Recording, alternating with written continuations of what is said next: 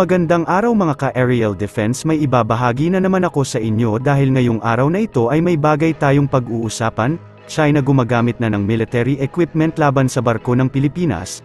Pero bago tayo magpatuloy, wag mo muna kalimutan mag-like, share, and subscribe.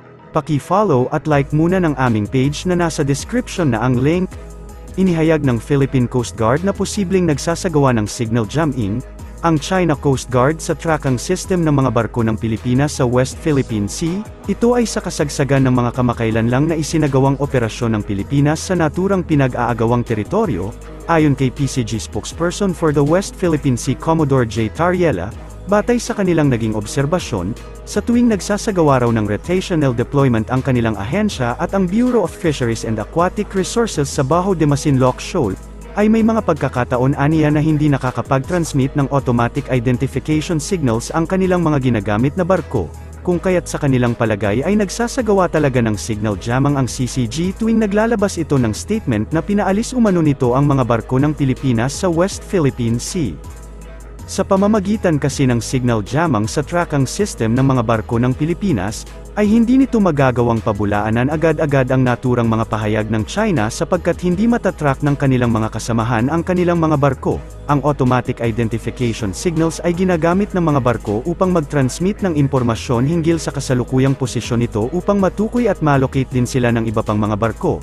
Habang trackable din ito ng mga ground stations at satellites, iniulat naman ng Bureau of Fisheries and Aquatic Resources na mas nadagdagan pa ang bilang ng mga kababayan nating nangingisda sa Bajo de Masinloc Shoal. Ito ay kasunod ng pinakahuling rotational deployment ng naturang ahensya sa naturang pinag-aagawang teritoryo upang maghatid ng supply ng pagkain at langis sa mga Pilipinong mangingisda.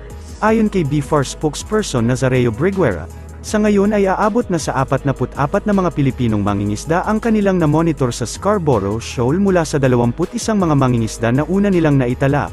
Ang balitang ito ay itinuturing ng ahensya na isang magandang senyales sapagkat nangangahulugan lamang aniya itong nagiging epektibo ang ginagawang mga hakbang ng pamahalaan para tugunan ang mga isyu sa pinag-aagawang teritoryo sa West Philippine Sea. Samantala, ang naturang mga mangingisda ay matagumpay namang nahatira ng supply ng nasa 44,900 liters ng diesel, 217 liters ng inuming tubig, at 20 galon ng fresh water.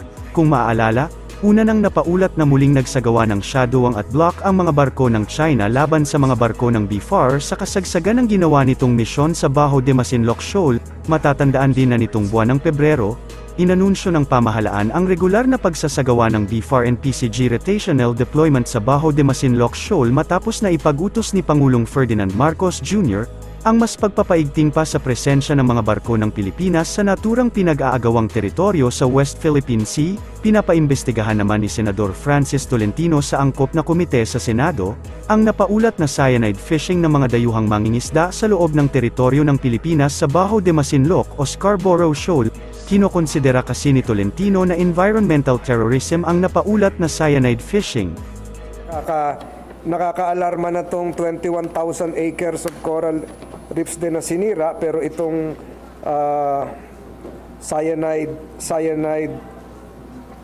use of cyanide, mas mabigat po ito kasi I now consider this as environmental terrorism, destruction of our marine resources through the use of cyanide. At marami tayong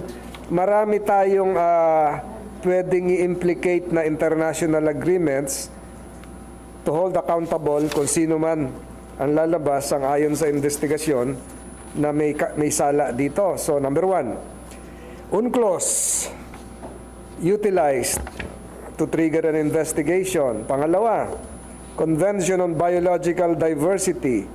Siguro dito, we can have Coast Guard, we can have BFAR, we can have the fishing companies stationed in Bajo de Masinloc, at yung mga mangingisda natin na nandun, di ba, hindi na umaalis yung iba, dinadalhan na lang ng ayuda ng BFAR. So pwedeng ipatawag yon.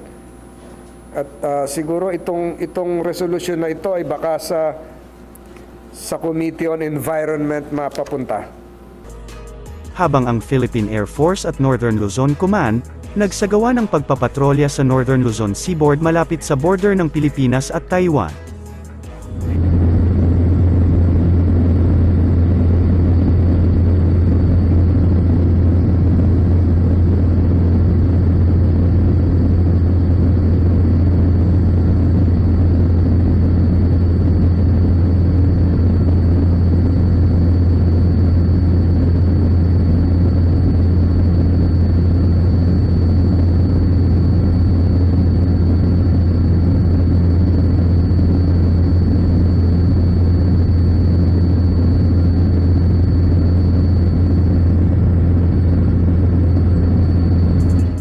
Para sa mas madaming update tungkol sa ating defense, abangan lamang ang aking mga bagong video.